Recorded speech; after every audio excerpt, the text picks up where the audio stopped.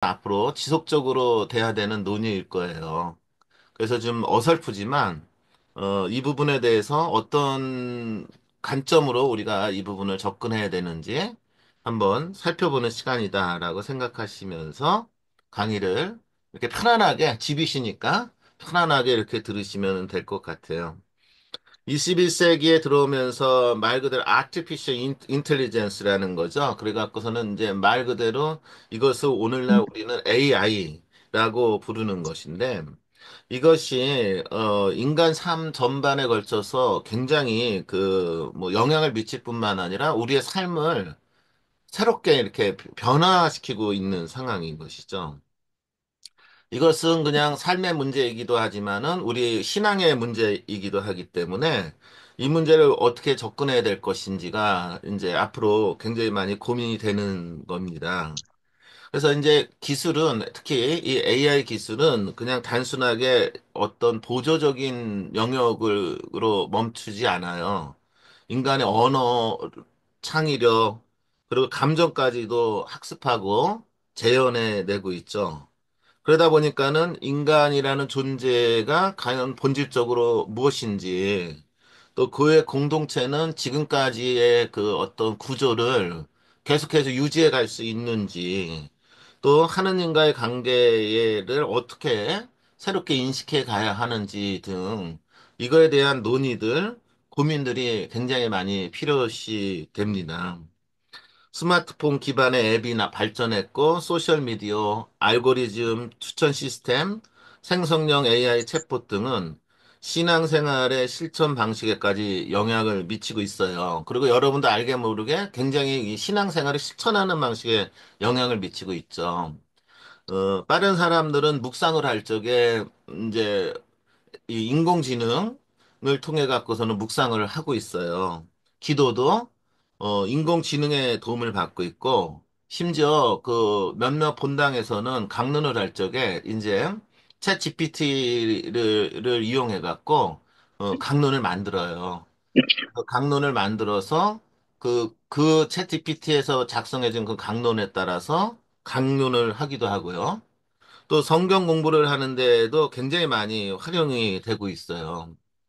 또 이러한 측면에서 보면은 이게 우리가 인식하지 못하게 점점 우리의 신앙이라는 영역에 이게 AI가 깊이 있게 이렇게 파고들어오고 있는 것이죠.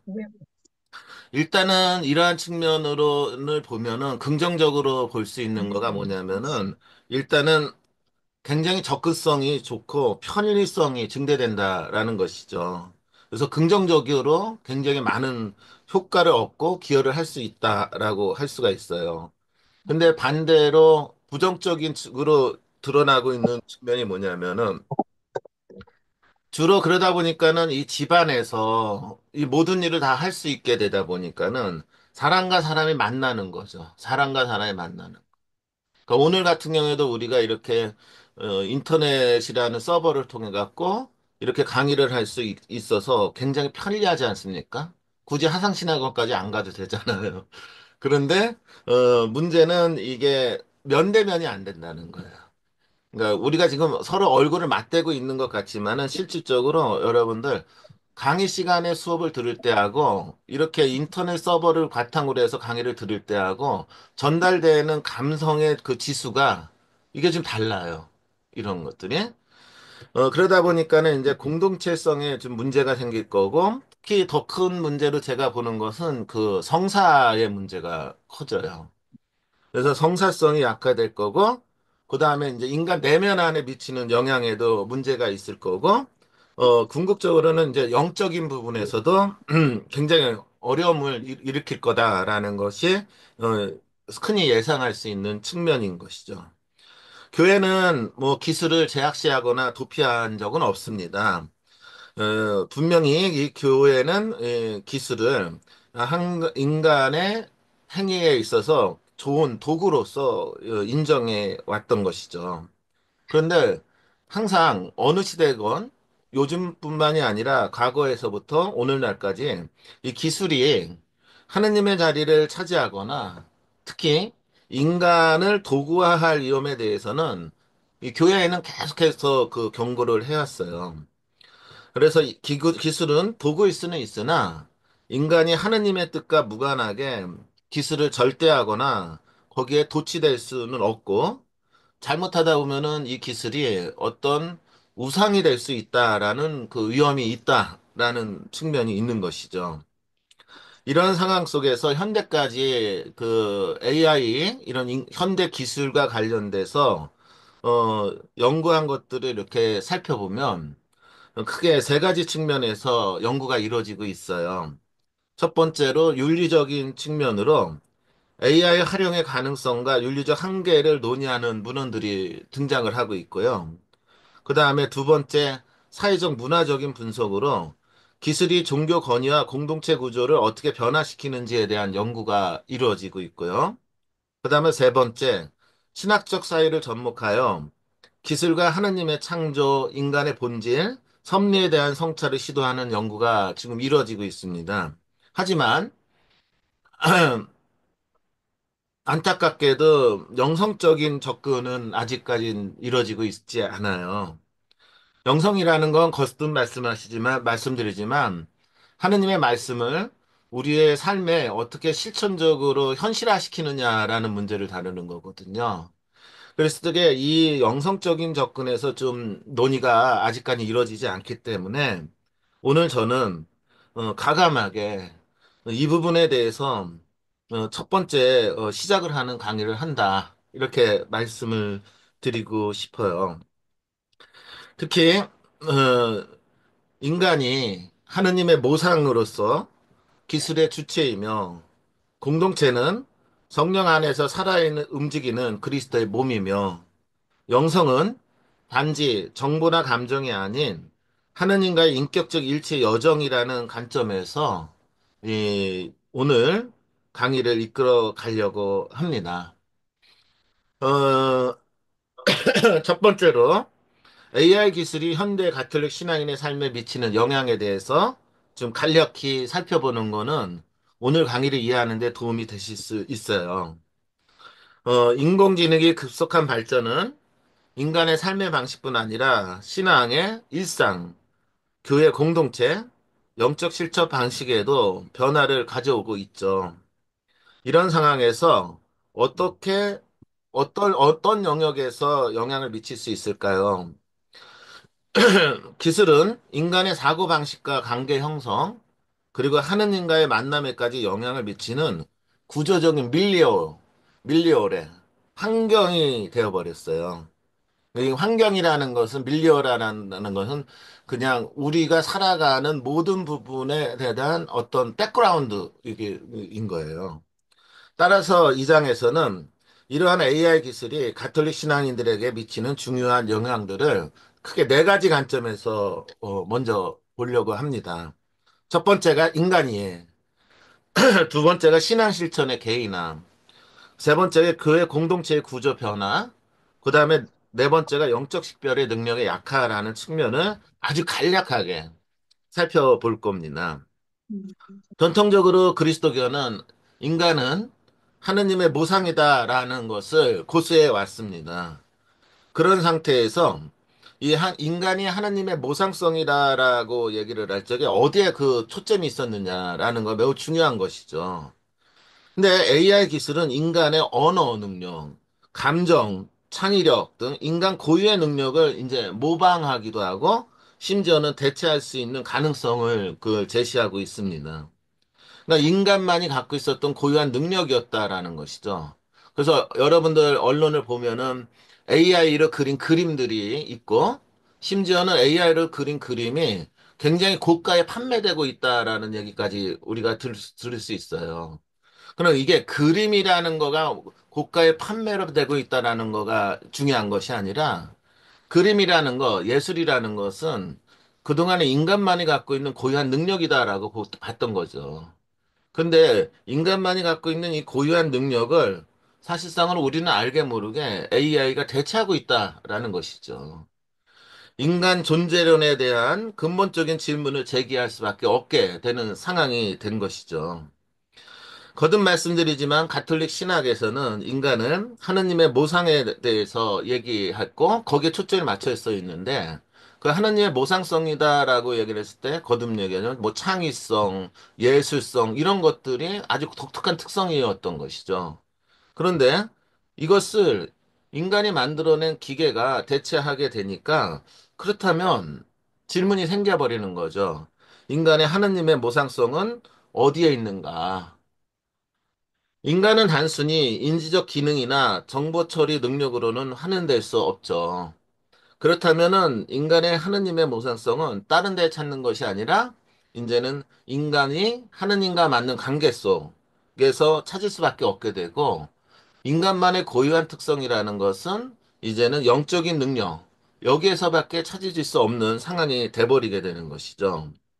존 도로는 기술 발전이 인간의 정체성에 도전하며 우리가 만든 기술이 다시 우리를 메이킹, 형성한다라고 주장합니다.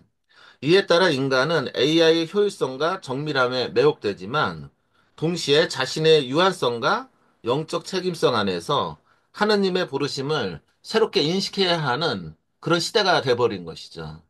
근데 저번에도 강의할 때 제가 말씀드렸지만 인간이 갖고 있는 진짜 고유한 본질적인 특징을 어디서 찾겠느냐라는 질문을 던졌을 때 이제는 하느님하고의 그 관계성, 즉 무한자하고의 관계성 외에는 인간의 고유성을 찾기 어려운 그런 시대가 되어버리고 있다라는 거예요.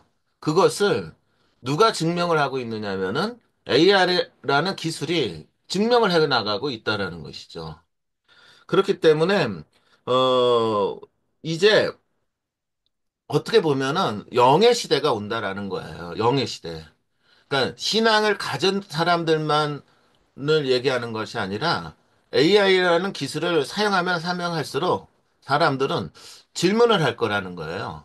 도대체 인간 존재의 근원이 어디에 있을까라는 질문을 하게 될 거고 그 질문에 대한 답은 이제 하느님이라는 즉 무한자라는 존재하고의 관계성이라는 측면에서만 답을 찾아갈 수밖에 없는 상황이 되어가고 있는 거예요.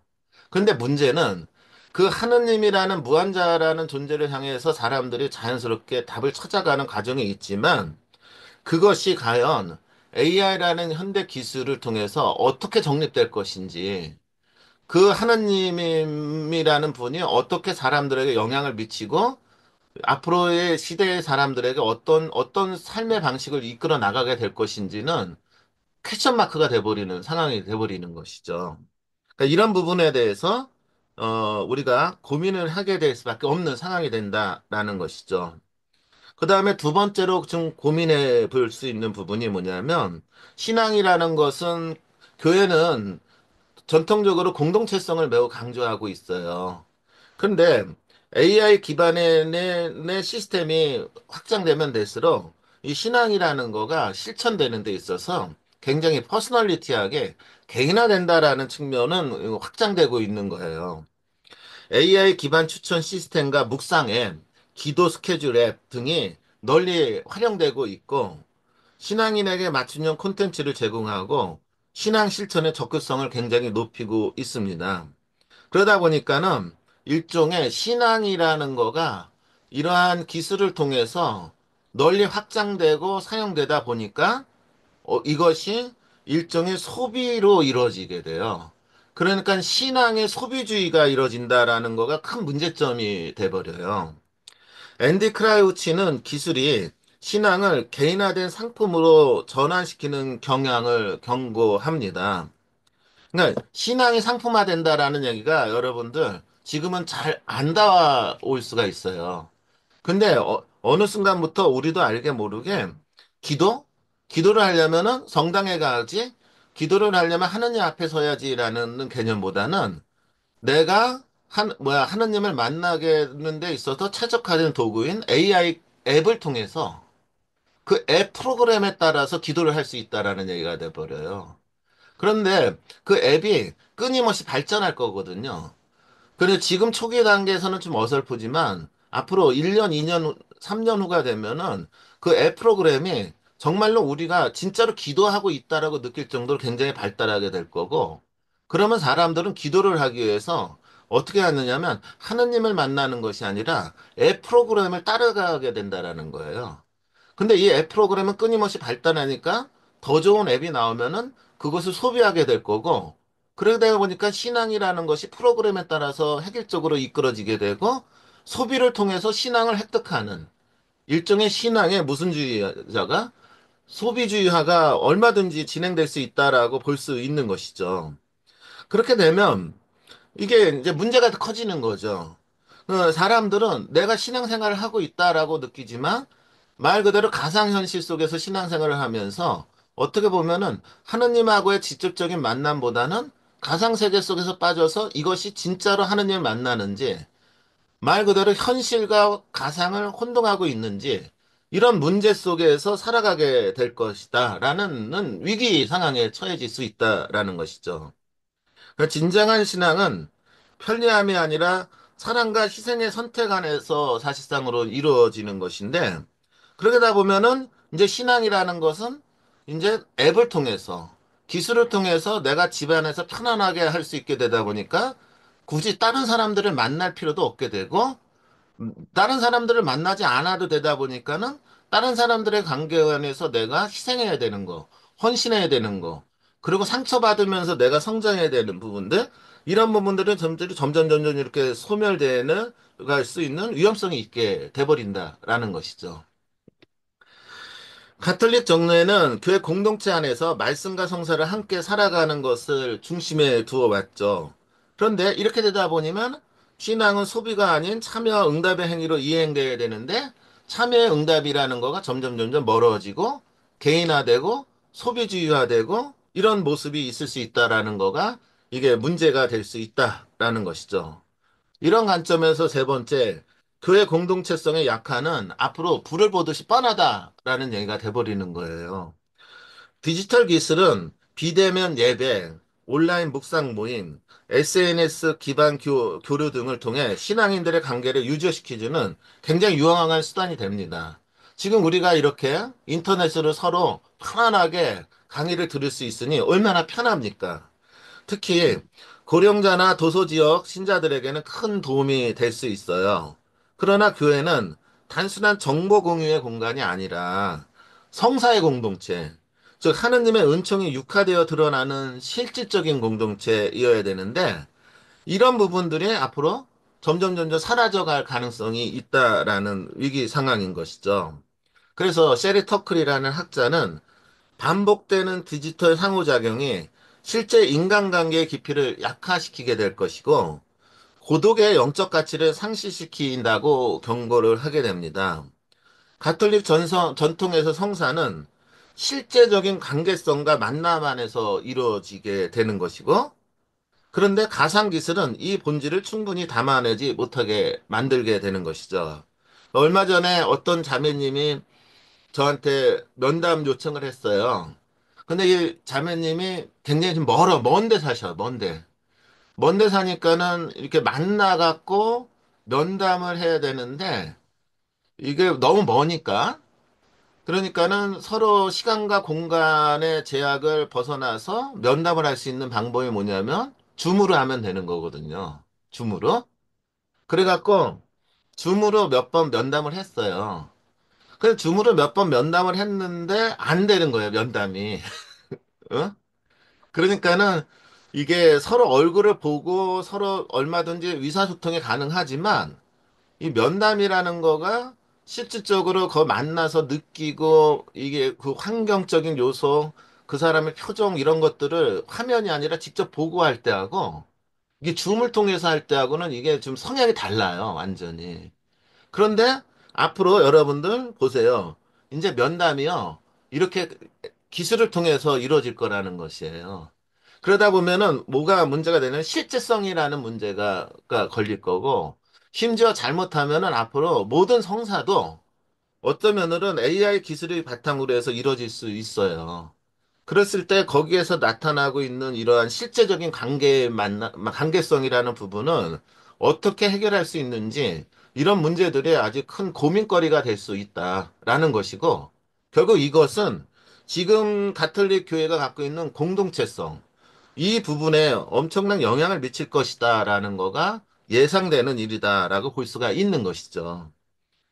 그렇다고 해서 지금 이렇게 뭐야 엄청나게 영향을 미치고 있는 이 기술을 우리가 사용을 안 할 수가 없어요.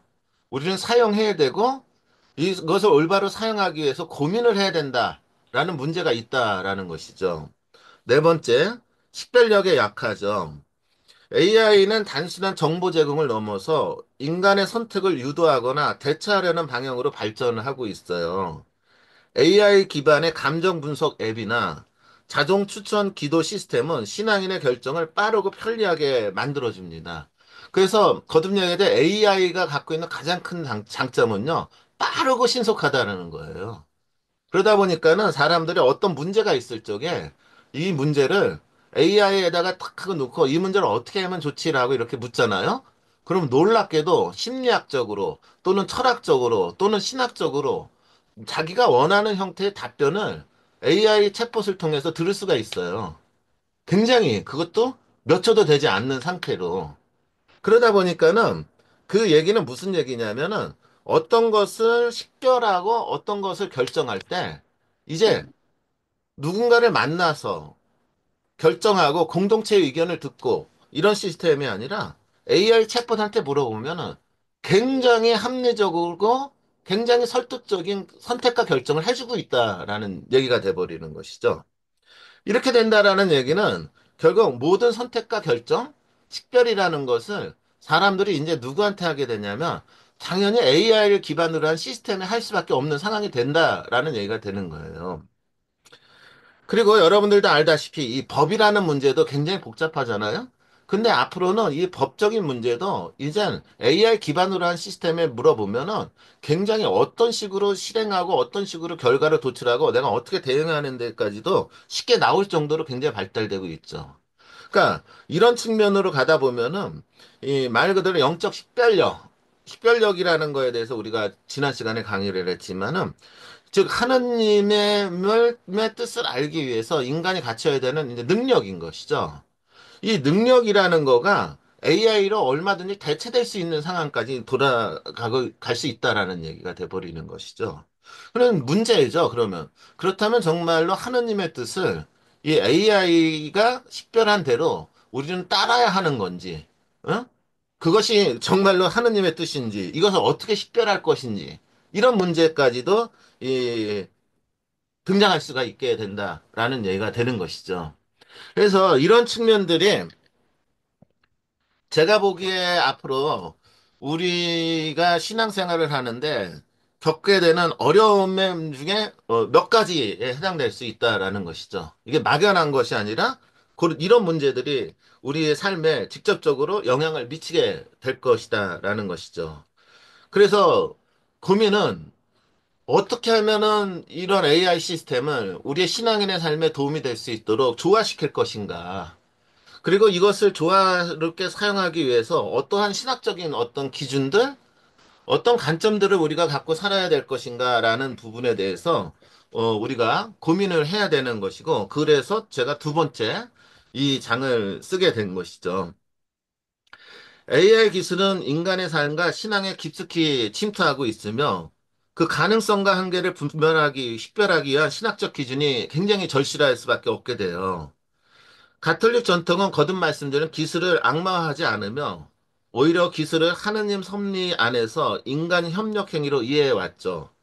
그러나 동시에 기술이 인간을 지배하거나 하느님을 대신하는 우상의 자리로 올랐을 위험에 대해서도 명확하게 경고합니다. 아까도 말씀드렸지만 일장에서 말씀드렸지만 이것이 여러분들 막연한 것 같지만은 어느 순간에 사람들한테 일상이 돼버린다라는 거예요. 일상이. 그러고 나면은 나도 모르게 이게 일상화돼 갖고 이게 습득이 돼서 이제는 모든 것을 AI 기반으로 한 시스템에 이렇게 기도도 그렇고 공동체 생활도 그렇고 개인적인 신앙의 삶도 그렇고 어떤 것을 결정하는 문제도 그거에 맞춰서 가게 돼 버린다라는 문제가 생기는 거죠. 그렇게 되다 보니까는 이게 굉장히 우상이 될 수 있고 완전히 우리를 지배할 수 있는 우리가 인식하지 못하는 상황을 지배할 수 있는 상황이 돼 버린다는 거죠. 그랬을 적에 이러한 상황이 위험한 상황이 왔을 적에 과연 우리는 어떻게 해야 될 것인가? 라는 한번 기준을 한번 찾아가 보자라는 것이죠. 첫 번째, 식별 기준이 굉장히 중요한 것 같아요. 많은 현대인들은 기술을 단순한 도구, 즉 사용자에 달린 중립적 매개체로 이해해 왔어요. 이게 이제 기존의 사람들이 사고하는 방식이었어요. 그러니까 기술은 그냥 가치 중립적이지, 라는 개념인 거예요. 그래서 사용자에 따라서 이것이 어떻게 올바로 사용되느냐, 또는 올바로 사용되지 않느냐라는 그런 가치 중립적인 도구로 보는 거가 일반적인 사고 방식인 거예요. 그리고 이것을 지금도 굉장히 많은 사람들이 그렇게 인식하고 있는 것이죠. 하지만 교회 가르침을 가만히 들여다보면은 기술은 단순히 가치 중립적 도구로만 볼 수 없다라는 측면들이 굉장히 많이 등장을 하고 있어요. 기술은 그것을 사용하는 인간의 목적과 의도, 그리고 사회적 구조 안에서 인간을 메이킹하고 있어요. 형성하고 있고, 문화에 영향을 미치고 있어요. 아까도 얘기했지만 AI의 밀리오레가 오는 거예요. 그러니까 한마디로 AI라는 환경이 형성이 되고 사람들은 그 환경 안에서 살아가게 돼요. 그러다 보면 자연스럽게 인간이라는 존재가 그 환경에 영향을 받으면서 구조화되고 만들어지게 되는 것이죠. 그러면은 지금은 MZ 세대라고 하는데 앞으로의 시대는 AI 세대가 등장할 수 있다라는 거예요.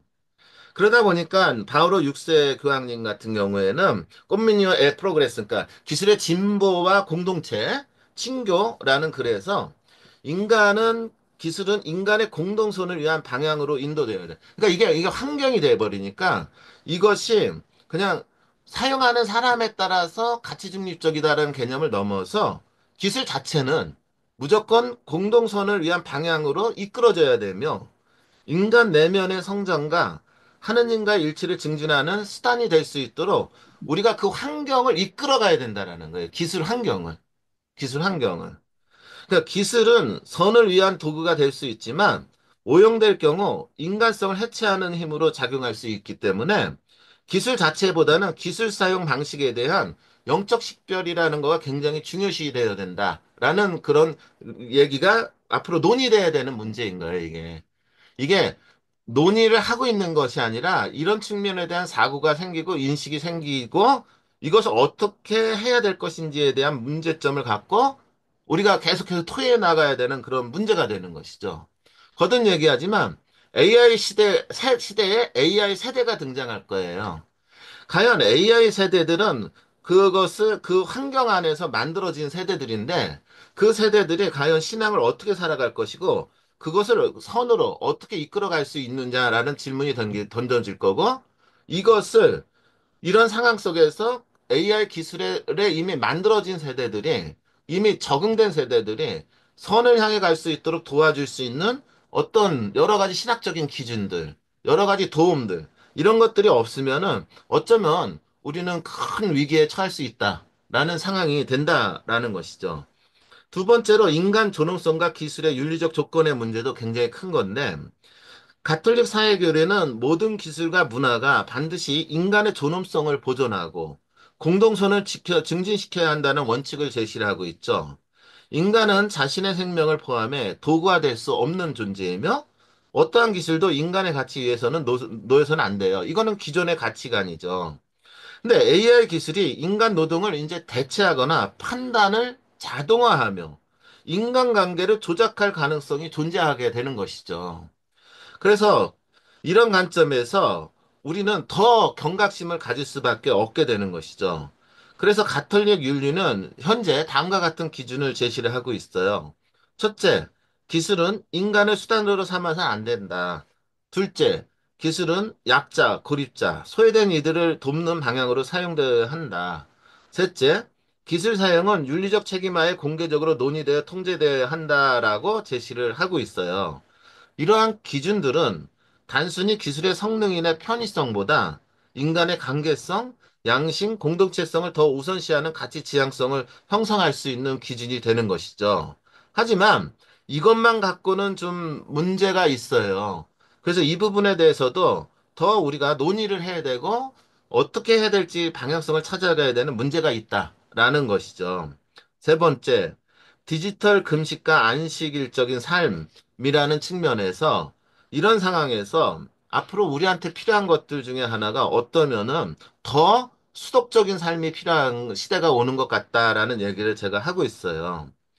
가톨릭 연성 정통은 절제를 칠추덕 중 하나로 여기며 이는 단순한 자제력이 아니라 영적 자유를 위한 질서 있는 자기 통제를 의미하는 것이죠. 기술의 홍수 속에서 신앙인은 이제 디지털 금식이라는 방식으로 고요함을 되찾을 필요가 있게 되는 시대가 올 수밖에 없어요. 이제 여러분도 한번 생각을 해보세요. 여러분들의 하루의 삶을 이렇게 보면은 우리는 알게 모르게 TV 소리 또는 어떤 매체의 소리에 굉장히 민감해져 있어요. 특히 요즘 유튜브를 안 하시는 분이 없을 정도로 우리 집사람도 유튜브를 통해서 여러 가지 정보를 이렇게 접근하고 있죠. 그러니까 굉장히 많은 정보를 이렇게 받아들이고 있어요. 그러다 보니까는 상대적으로 어떻게 되냐면 저번에도 말씀드렸지만 혼자 있는 시간, 혼자서 하느님을 만나는 시간, 이런 것들이 상대적으로 더 줄어들고 있는 것이죠. 그러니까 사람들은 혼자 있어요. 사람들은 혼자 있는데 혼자 있는 시간에 여러 가지 소리들로 넘쳐나는 시대가 돼버리죠. 그러다 보니까는 어떻게 되냐면은 이러한 상황은 앞으로는 더 심해질 것이고 이런 상황에서 우리한테 필요되는 것은 무엇일까라고 했을 적에 앞에 두 가지 관점도 중요하지만은 이제 금식, 절제 이런 것들이 새로운 화두로 떠오를 수밖에 없는 시대가 앞으로 AI 시대다라는 얘기죠. 그래서 저는 이것을 뭐라고 하냐면 디지털 금식이다라고 표현을 하고 있는 것이죠. 단순히 기기 사용을 중단하는 것을 넘어 하느님 앞에 머무르는 시간을 회복을 해야 되고 내면으로 집중하는 시간을 회복해야 되고 공동체의 실질적 관계성 회복을 목표로 하는 그런 시대가 이제 필요하다라는 거죠. 성경과 전례, 묵상 안에서 고요히 머무는 시간을 통해 기술의 유혹에서 벗어나 성령의 음성에 기울이는 공간을 만드는 실천들이 앞으로 굉장히 중요시 여겨지게 되는 것이죠. 이것이 우리가 굉장히 앞으로 AI 시대에 그리스도교가 인들이 살아가는 데 있어서 필요한 자세인데, 과연 이 자세를 어떻게 앞으로 다가오는 세대들한테 만들어 줄 수 있을까? 이게 큰 고민인 거예요, 사실상으로는. 그러니까 이게 중독증 같은 거거든요, 디지털이라는 거가. 그래서 이게 어떤 사람들은 대부분 TV를 보든 안 보든 TV를 틀어놓고 살고 있는데, 과거에는 이제는 사람들이 젊은이들이 보면은 끊임없이 스마트폰을 통해서 끊임없이 정보들을 그냥 무작위적으로 보는 거가 일상이 돼 있는 것이죠, 사실상으로. 그런 세대들이 오고 있는데, 이런 세대들한테 하느님의 음성을 들으라. 그렇기 때문에 디지털 금식을 해라라고 얘기를 했을 적에 이것이 대안이 될 수 있지만, 과연 이것이 어떻게 현실적으로 가능하게 만들어 나갈 거에 대한 것은 영원한 캐션 마크로 우리한테 남으면 과제가 돼버리는 문제가 되는 거죠. 이게 대안이 되고 있는 것이지만, 대안이 되지만은 그 안에 또 다른 문제들이 있다라는 얘기가 이제 제가 고민하는 문제인 거예요.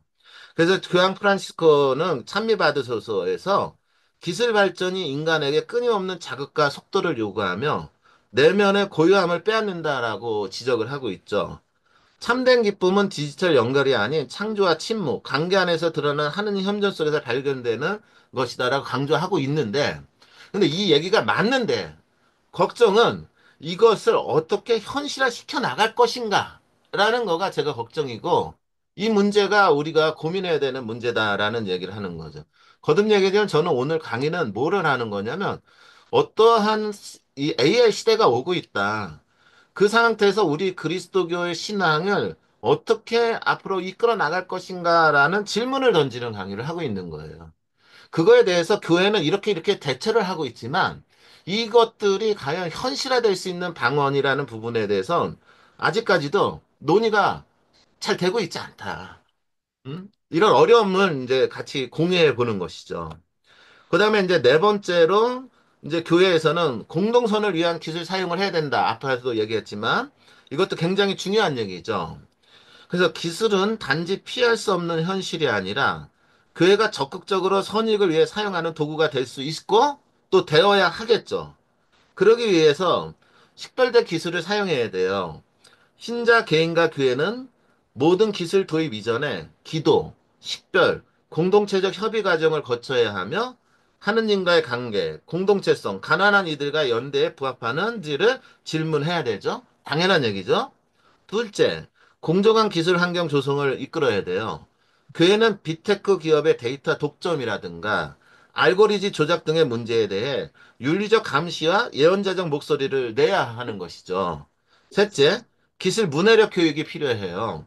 교구, 본당, 수도에는 신자들에게 기술을 단순히 편리한 것이 아니라 식별이 필요한 영적 현실로 인식하도록 가르칠 책임이 있다라는 것이죠. 이게 굉장히 중요한 거거든요. 거듭 얘기하지만은 이제 이런 AI 밀레니엄이 오고 있는데 이런 상태에서 여기서도 얘기했지만 모든 기술 도입 이전에 기도, 식별, 공동체적 협의 과정을 거쳐야 한 데까지는 지금까지 학자들이 한 얘기예요. 그리고 이것이 좋은 대안이 돼요. 근데 여기다가 저는 하나를 더 묻는 것이죠. 그럼 어떻게 할 거냐라는 거죠. 어떻게 교회 안에선 이 기술 시대에 기도하고 식별하고 공동체적 협의 과정을 이끌어가야 될 것인가에 대한 논의가 지금 구체화되지 않는다라는 문제 질문을 하고 있는 거예요. 그다음에 둘째도 마찬가지죠. 이게 AI라는 거가 갖고 있는 거가 문제가 뭐냐면은 이게 잘못하면 데이터가 독점되면 그 데이터 독점하는 그 세력에 의해서 얼마든지 정보가 조작될 수 있고 얼마든지 판단이 그쪽의 흐름으로 결정될 수 있다라는 문제들은 앞으로 더 큰 문제가 될 거라는 것이죠. 특히 알고리즘이라는 거가 있잖아요. 알고리즘에 의해 갖고 여러분들이 유튜브 볼 적에 예를 들어서 여러분들이 관심 있는 단어를 하나를 치면 그것이 알고리즘을 타고 그거와 관계되는 것들만 계속해서 올라오게 되죠. 그죠?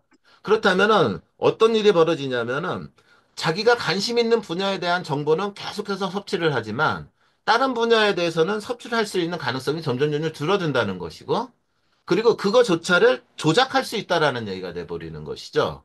이런 무서운 상황이 돌아오는데 그렇다면 교회는 이 상황 안에서 그리스도 신앙인들이 신앙을 올바로 살아가도록 하기 위해서 편중된 시각에 빠지지 않고 공공선을 이룰 수 있는 공정한 시각을 가질 수 있도록 윤리적 감시자의 역할을 해야 되는데 여기서 얘기한 대로 또 예언자의 목소리를 내야 하는데 과연 이 목소리를 내기 위해서 교회는 어떠한 구체적인 기반을 만들어 나가고 있느냐? 라는 질문이 생긴다라는 문제가 있는 것이죠.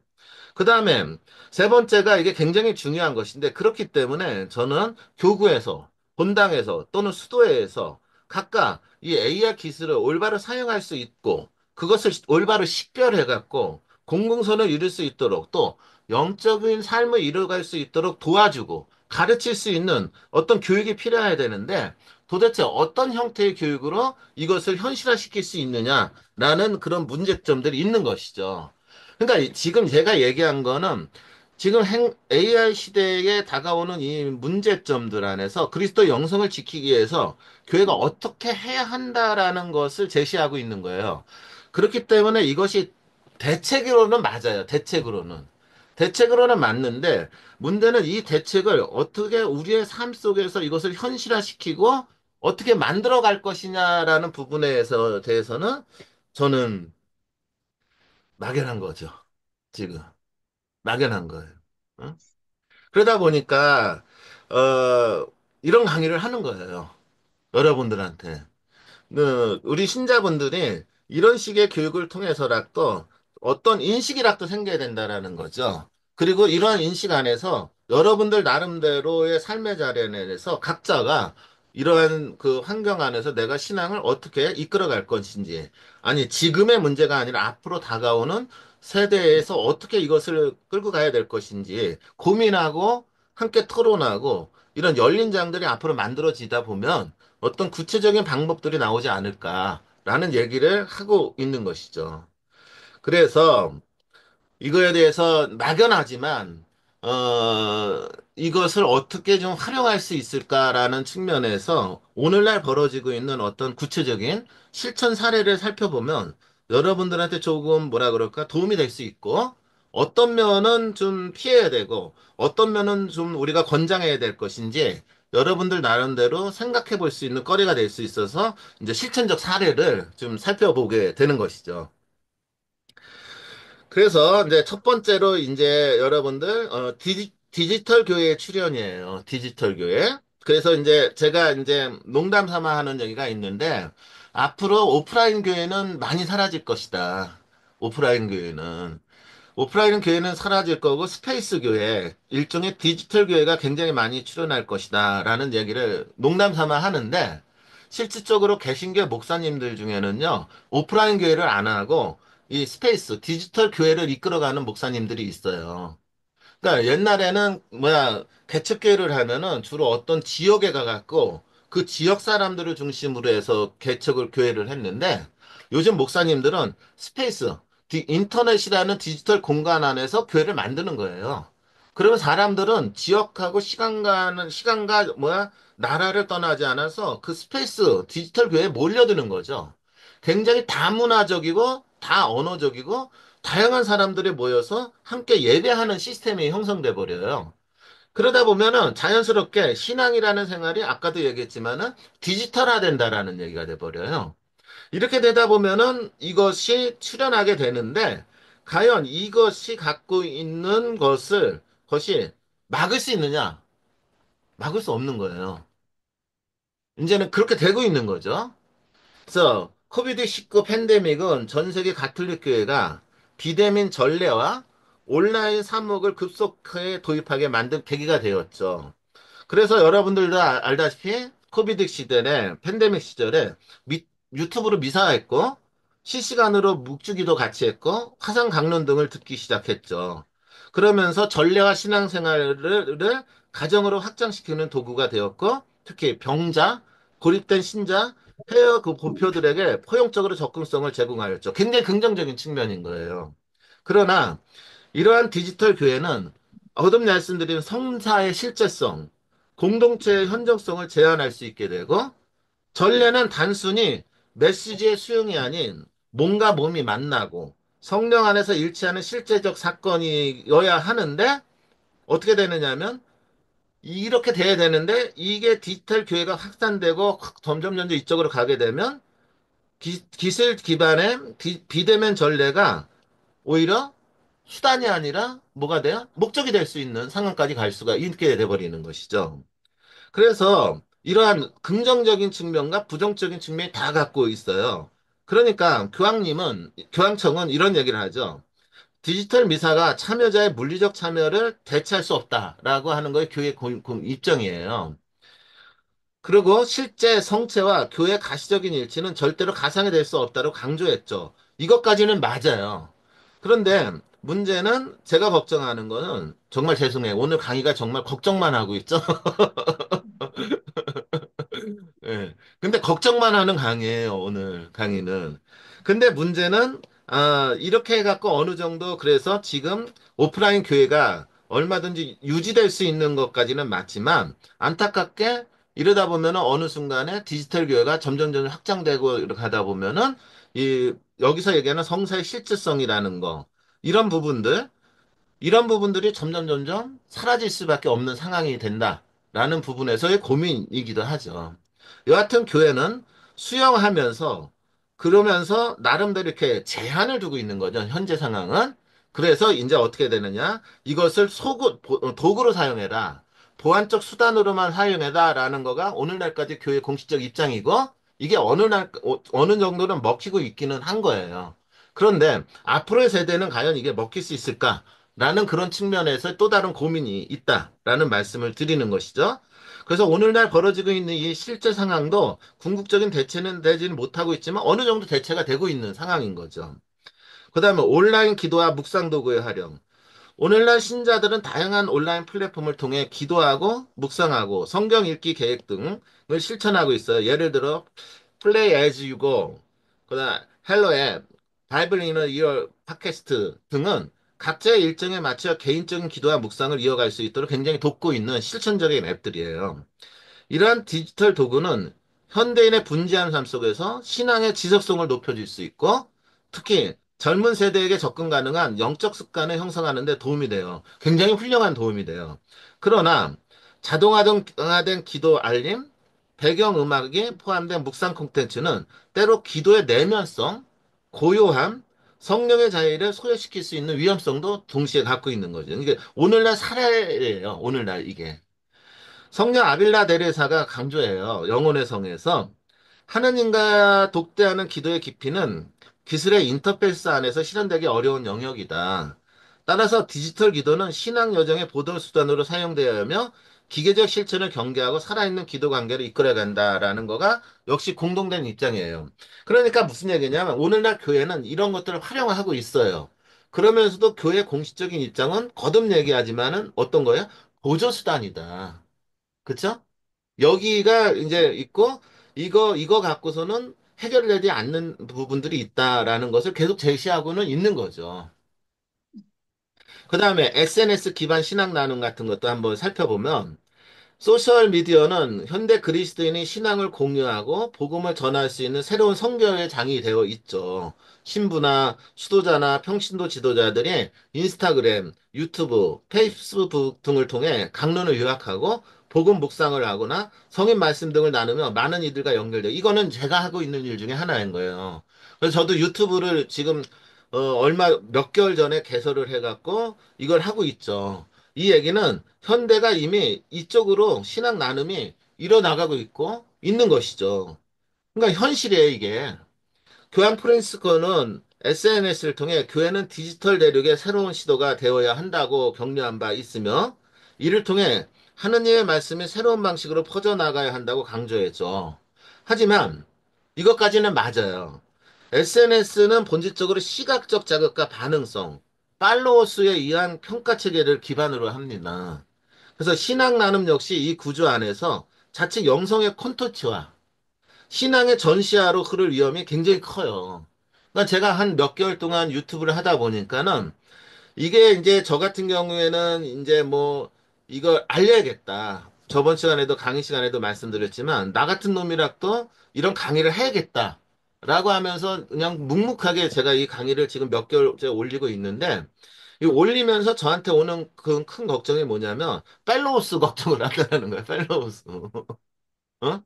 그런데 이제 너무나 재밌는 거 보면은 저하고 유사한 형태의 이 콘텐츠들을 이렇게 보게 되면은 내용을 읽으면, 이거 제가 이제 뭐야, 제가 자만해서 하는 얘기가 아니라 내용을 보면은 이게 굉장히 사람들한테 혹하는 내용, 재밌는 내용이지만 실질적으로 그리스도교에서 얘기하는 영적인 가르침에서 벗어난 내용들이 굉장히 많은 영성 콘텐츠들이 많이 등장하고 있다라는 거예요. 어? 그러다 보면은 사람들은 진지한 얘기, 정말로 고민해야 되는 문제, 정말로 하나님을 만나도록 이끌었던 성인들의 가르침은 이거 듣기 어렵고 힘드니까 안 보고 재밌는 거, 그리고 쉽게 접근할 수 있는 거, 이런 쪽으로 물들다 보니까는 그쪽으로의 콘텐츠화가 굉장히 많이 만들어지고 있더라는 거죠. 더 이상으로는. 그러다 보니까는 일종의 신앙이 뭐가 된다고요? 전시화할 수 있는 모형을 지니게 될 수 있는 위험이 있는 거죠. 그러니까 교회에서는 분명히 이걸 적극적으로 활용해야 돼요. 근데 적극적으로 활용하다 보면은 어떻게 되느냐면 이것이 갖고 있는 어떤 평가 기반, 평가 체계 기반에라는 그 시스템 안에 어쩌면은 이 영성 콘텐츠가 이게 거기에 물들어지고 그러면서 제 역할을 하지 못하고 말 그대로 유명인을 양산하는 스타 강사를 양산하는 신앙을 전시화하는 그런 콘텐츠로 변질될 수 있는 그런 상황이 있다라는 것이죠. 그러니까 이런 부분에서도 우리가 앞으로 고민해야 되는 문제가 아주 큰 문제가 돼버리는 거죠. 그러니까 여러분들도 뭐야 영성 또는 신앙 이런 것들에 대한 콘텐츠를 이렇게 보고 볼 적에 식별 능력이 없으면은 그냥 그대로 끌려갈 수밖에 없는 상황이 돼버리는 거예요. 어? 그래서 이런 부분들도 앞으로 고민해야 되는 문제가 될 수밖에 없다라는 얘기죠. 그래서 SS 기반의 영성 실천은 자아 표현이 아닌 공동체 형성으로 나아가야 하고 성령의 이끄심 안에 타인을 위한 기도, 연대 성김으로 발전할 때 진정한 영적 결실을 맺을 수 있다는 걸 잊지 말고 우리가 이것을 앞으로 어떻게 잘 활용해 나갈지 고민해야 되는 그런 문제가 아주 크게 등장했다라는 것이죠. 결국 활용해야 되는 거예요. 활용을 하는데 여기에 따라오는 이런 문제점들을 우리를 보고 여기에 넘어가지 않을 수 있도록 여러분들 인식 가져야 되고 지금 제가 하는 이 얘기들이 이런 교육들이 교회 안에서 이루어져서 사람들이 영성이라는 것이 신앙이라는 것이 상품화되고 어떤 컨텐츠화가 돼갖고 유행을 타거나 이런 걸로 가지 않을 수 있도록 여러분들이 도움을 주셔야 되는 그런 문제들, 이런 것들이 있다라는 얘기를 하고 있는 거죠. 그 다음에 네 번째로 사례로 보면은 AI 기반 영성 도구가 굉장히 많이 등장하고 있죠. 그래서 최근 AI 기술이 적용된 영성 도구가 점점 확장되는데 앞으로 1년 안에 엄청나게 많이 등장할 겁니다. 챗GPT 기반 챗봇이 성경 질문에 답하게 되고요. AI가 작성한 주일 강론을 사제가 편집하거나 낭독하는 사례가 나타나고 있어요. 이건 내가 직접 확인하고 있는 거예요. 일부 앱은 사용자의 감정 상태나 일정에 따라 맞춤형 기도문을 제시하고 음성으로 묵상을 진행하기도 합니다. 근데 이제 요즘 여러분들 강론 쓰는 게 되게 쉬워요. 저 같은 경우에는 매우 아주 심심하면 해보는데 성경 구절 하나 딱 넣어요. 성경 구절 챗GPT에다 이 성경 구절에 맞는 주일 평일 미사 강론을 하나 만들어줘 이러잖아요. 그러면 5초도 안 돼가 강론이 쫙 하고 나와요. 진짜로. 그러면은 정말로 거기다가 어떻게 하면 되느냐면은 뭐야 신학적으로 의미를 좀 더 줘. 그러면 그 내용에다가 첨가해갖고 신학적 의미를 덧붙여줘요. 거기다가 영성적 의미를 넣어줘. 그러면 영성적 의미를 덧붙여줘요. 강론 만드는데 5분이면 돼요. 이해하셨어요? 자, 그러면 무슨 문제가 있는 것 같아요? 강론은요, 강론하는 사람이 성경을 묵상해야 되는 거예요. 뭐 하는 거라고요? 묵상을 해야 돼요. 그러니까 자기가 직접 그 구절을 묵상하고 그 묵상하면서 들린 하느님의 소리 안에서 신자들한테 그 하느님의 소리를 전달하는 과정이 강론이거든요. 이해하시죠? 그러기 위해서 평일에서 강론 하나를 준비하기 위해서 사전은 1시간 또는 2시간을 그 부분을 묵상하게 되는 거가 원래 이게 사제적 삶의 기본 패러다임이에요. 근데 AI가 그것을 5분이면 해결해 주거든요. 근데 문장력도 되게 명확해요. 그러다 보니까 자기가 묵상한 것을 글로 써서 작성하는 데는 굉장히 오랜 시간과 노력이 걸리는데, 이거를 내가 하는 것보다는 내가 한 건 꼴이 이상해. 좀 엉망이야. 근데 AI한테 맡겨놓으면 굉장히 매끈해. 그리고 막상 실제로 강론을 해버리면은 내가 묵상한 것을 강론했을 때 신자들 반응보다는 AI가 만들어진 것을 갖고 강론했을 때 신자들 반응이 더 좋아. 무슨 얘기인지 아시겠어요? 지금 현재 이런 상황이라는 거예요. 자, 그렇다면 여러분도 한번 생각해 보세요. 그 묵상과 그 강론의 기반으로 해서 길들여진 사람들이 과연 그 안에서 어떻게 하느님의 소리를 들을 수 있겠느냐라는 질문이 있는 거예요, 지금. 응? 근데 현대인들은요, 매끈한 거, 논리적인 거, 잘 정돈된 거에 굉장히 많이 길들여져 있어요. 그러다 보니까 묵상을 해서 좀 거칠은 거, 좀 뭔가 이렇게 뭐 이런 것들에 대해서는 좀 뭔가 이렇게 되고 있고, 이러다 보니까는 이제 점점 사제들도 강론이라는 거, 또는 어떤 설교를 할 적에 AI를 기반으로 할 수밖에 없고, 실질적으로 저는 글을 쓸 적에도 실질적으로 이 챗 GPT를 굉장히 많이 활용을 해요. 근데 제가 직접 읽은 거를 바탕으로 하는데 읽고 나서 이것을 바탕으로 해서 그걸 정리하고 소싱하고 소트하고 정리를 할 적에는 제가 10시간 하느니 챗GPT부터 5분 맡기면 더 빨리 하거든요. 사실상으로. 그런데 문제는 앞으로 과연 그렇게 사용될까? 저는 그렇게 사용되지 않을 것 같다는 생각이 드는 거예요. 문제는. 그러니까 말 그대로 이 사제가 편집을 하거나 낭독을 하는 이런 것들이 다 AI에 의해서 만들어진 거를 바탕으로 돌아갈 수밖에 없다라는 것이죠. 거듭 얘기하지만 이 기술은 사목자들의 시간과 부담을 덜고 개인 신자들의 신앙 여정을 지원할 수 있고 긍정적인 측면이 너무 많아요. 그러나 AI는 하느님과 인격적인 관계를 과연 대체할 수 있을까? 아까도 말씀드렸지만. 응? AI는 성령의 현존을 인식하지 못하고 회개의 감정, 눈물의 기도, 침묵 속의 울림과 같은 성령의 작용을 결코 경험할 수 없지 않는가.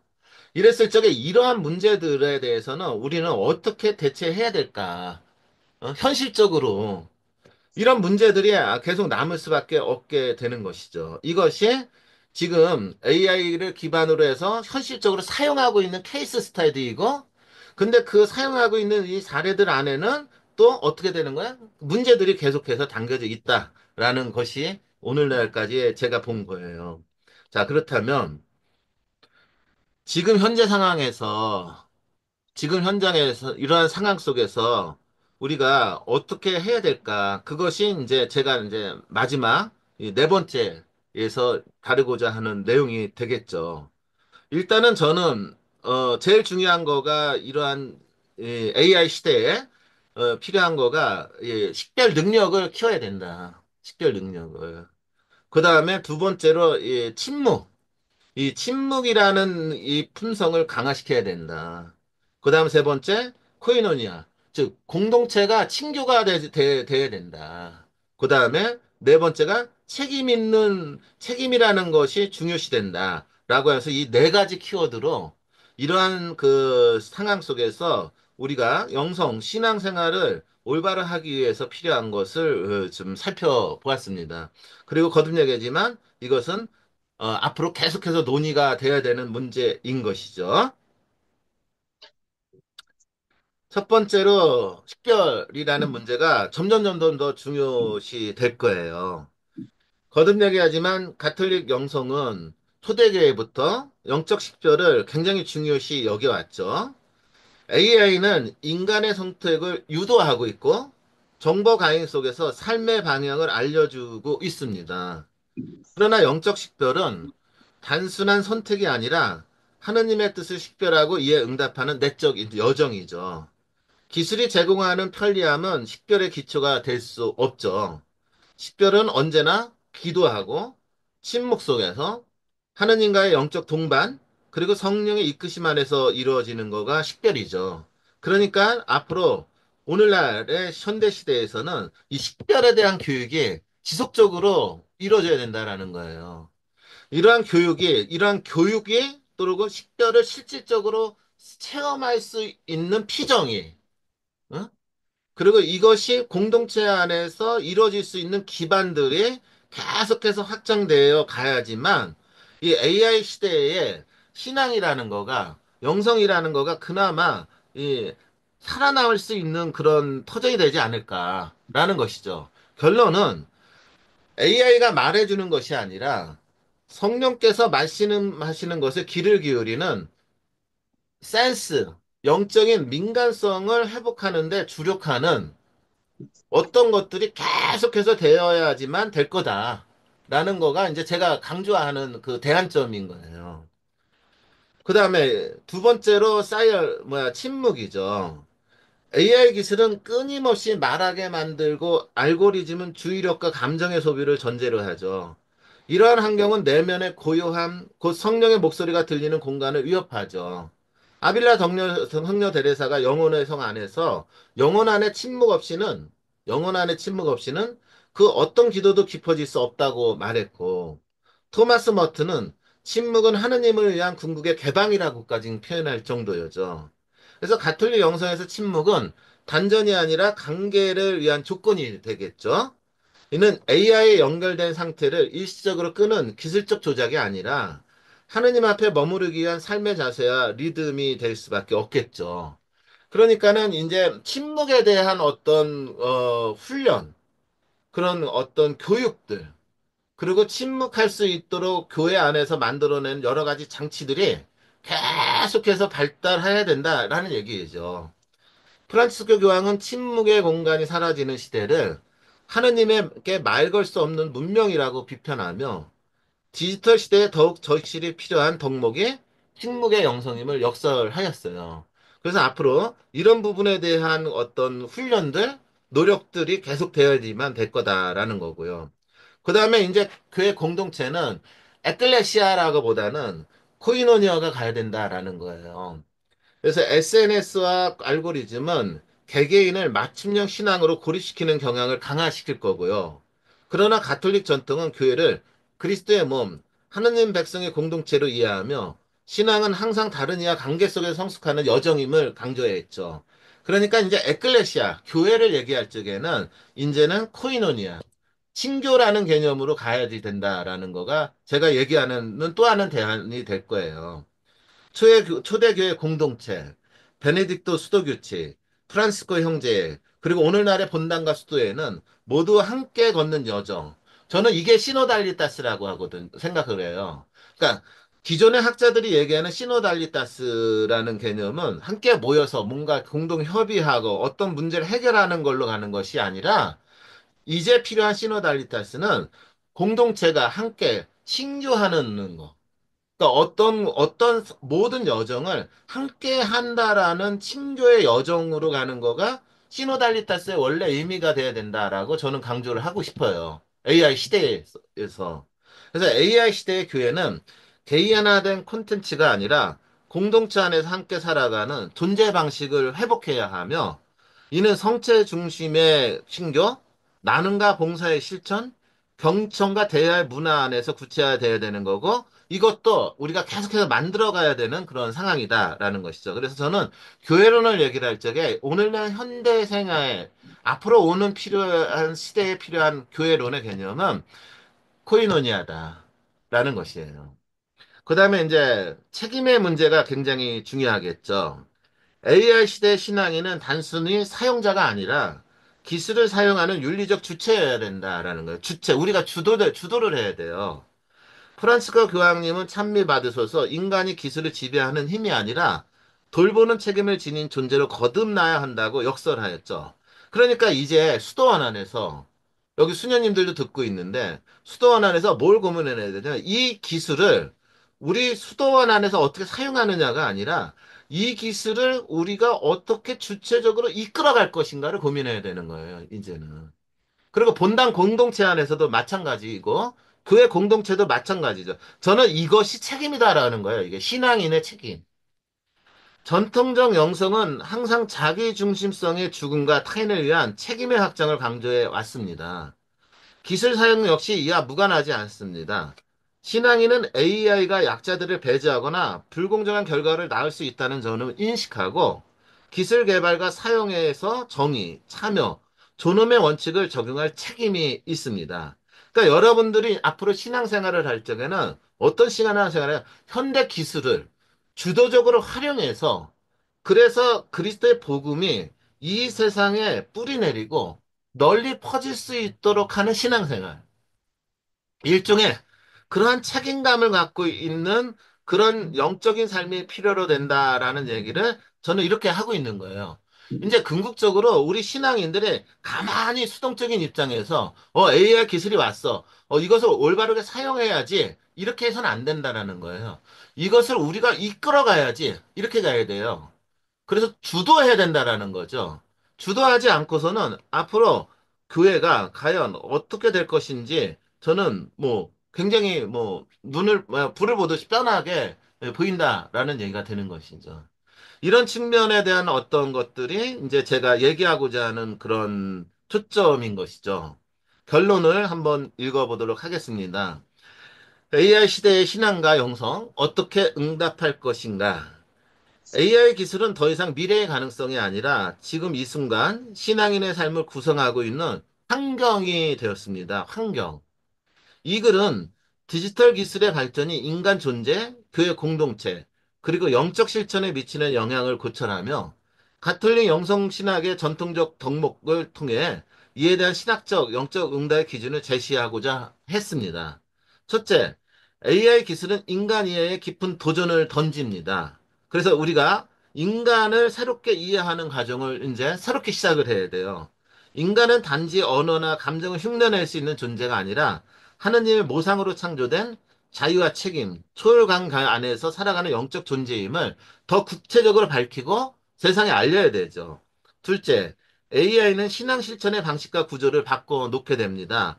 기도 앱, 온라인 강론, 알고리즘 기반 실천 시스템은 신앙인의 접근성을 높였지만 공동체성과 성사성, 내면성의 약화라는 문제도 함께 제시하고 있습니다. 이 문제 고민해야 합니다. 셋째, 기술은 도구이지만 인간은 그 도구를 사용하는 존재로서 윤리적 식별과 영적 책임을 지닙니다. 가톨릭 전통은 기술의 긍정적인 가능성을 인정하면서도 그것이 인간 존엄성과 하느님과의 관계를 해치는 방식으로 사용되는 것을 경계해 왔죠. 그러니까 이런 측면에서 우리가 주도해 나가야 될 필요가 있어요. 넷째, 전통 영성신학은 오늘날 기술 사회에서도 유한 나침반을 제공할 수 있습니다. 영적 식별, 침묵, 공동체성, 책임은 디지털 시대에도 여전히 유효하며 오히려 더 절실히 요청되는 영적 자질이 될 것이고 앞으로 이런 부분에 대한 더 많은 알림, 교육 이런 것들이 이루어져야 된다라는 얘기를 제가 하고 있는 것입니다. 그렇다면 AI 기술 시대의 신앙에는 어떤 자세를 지녀야 하는가? 앞에서 얘기했지만 깨어있는 식별력이 반드시 필요합니다. AI가 제안하는 것에 자동 반응하기보다 기도와 성찰을 통해 하느님의 뜻을 식별하는 능력을 여러분들이 다 길러가야 돼요. 둘째, 삶 안의 침묵 공간을 반드시 마련하셔야 돼요.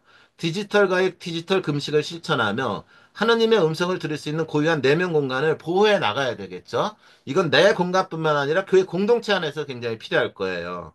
셋째, 공동체 중심의 신앙 실천이 앞으로 필요할 겁니다. 온라인 중심의 신앙 콘텐츠 소비를 넘어 교회 전례와 공동체 친교 안에서 신앙을 살아내야 되겠죠. 그러기 위해서는 지금의 교회 전례, 지금의 공동체의 친교를 다시 점검하고 어떻게 하면 이 시대에 맞는 진정한 친교가 될 수 있는지 고민해야 된다라는 얘기를 하고 있는 거예요.